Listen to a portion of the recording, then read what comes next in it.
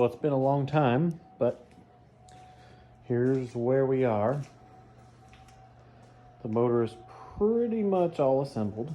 There's a couple things I had to replace, change, switch, move around, research, find things, but I've got a wiring harness. It's a standalone with the stock ECU. So, got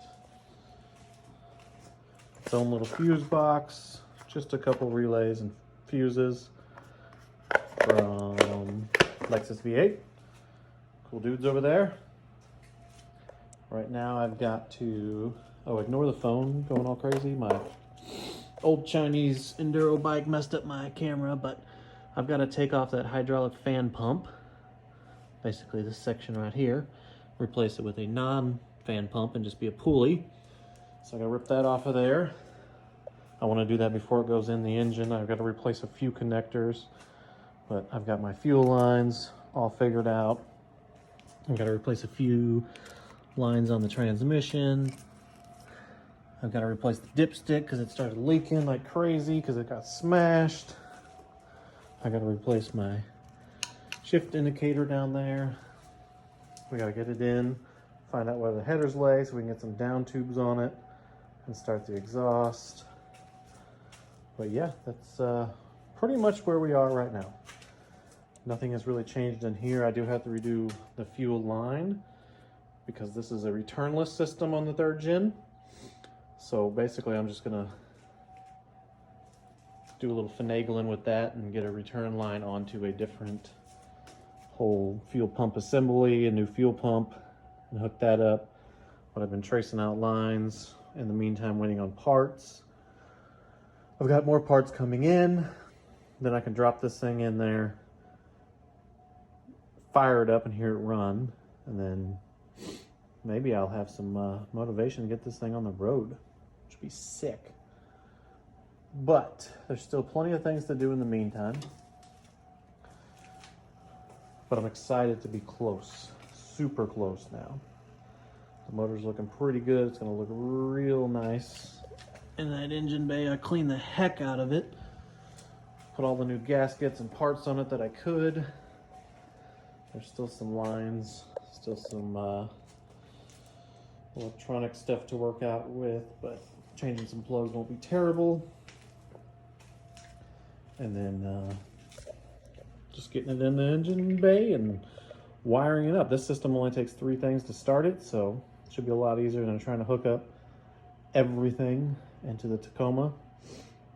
But I do have, obviously I still have like power windows, I still have lights, brake lights, turn signals, I have all that still. I've just got to wire in a couple things to find like my ignition trigger switch. I still don't know if the key is going to actually work. The ignition that's in the truck is going to work, or if I'm just going to do a push button and just override all that stuff and not even use it. Got to figure out the front diff plug because that's into the main harness of the motor. I got to strip that whole harness over there and find out where all the wires go. Where that yellow tape is the 4-wheel drive, the front diff, my bad, the front diff plug. Figure out where that goes in there because there is a 4-wheel drive control module inside in the firewall.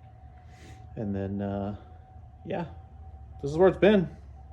Haven't been on here in a couple months. There's plenty of things I've got going on, but I figured someone out there in the great galaxy of the unknown would like to know what is going on with the truck. So there it is. We're probably a week away from dropping it back in the truck, firing it up, and doing all the little finishing touches and wiring BS and just hooking everything up and fixing lines and adjusting things. But I do have a cross member. I don't even know where the heck it is in here. Whatever, it's somewhere in here, but it holds the transmission up. So I fixed that while I was waiting on parts. And yeah, it's a hodgepodge of parts everywhere for the truck. The old motor parts that I took off, just a mess of junk in here, along with Subi motors and Groms and other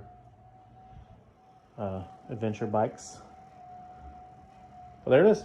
There's the motor, wire harness, all the new parts installed. It's ready to drop in. Once I get these new parts put on here, And then I'll probably have to pull it one more time to get these downs on these manifolds to clear the firewall. And then I'm going to bring it down to about transmission height, a little higher than that. And I'll put a flange on it so that way you can work on from the underneath the truck and the motor can get bolted in for good. Well, for now, I don't know how many times it's going to come out again, but then it'll go in. I'm going to use the stock, the 3rd gen radiator with E-fans and get those wired into a separate, obviously, system. Probably just do a fuse panel, fuse box from one of them sweet overland companies and get this thing installed. So there's a little rundown. Hope to fire this thing up in the next week or so.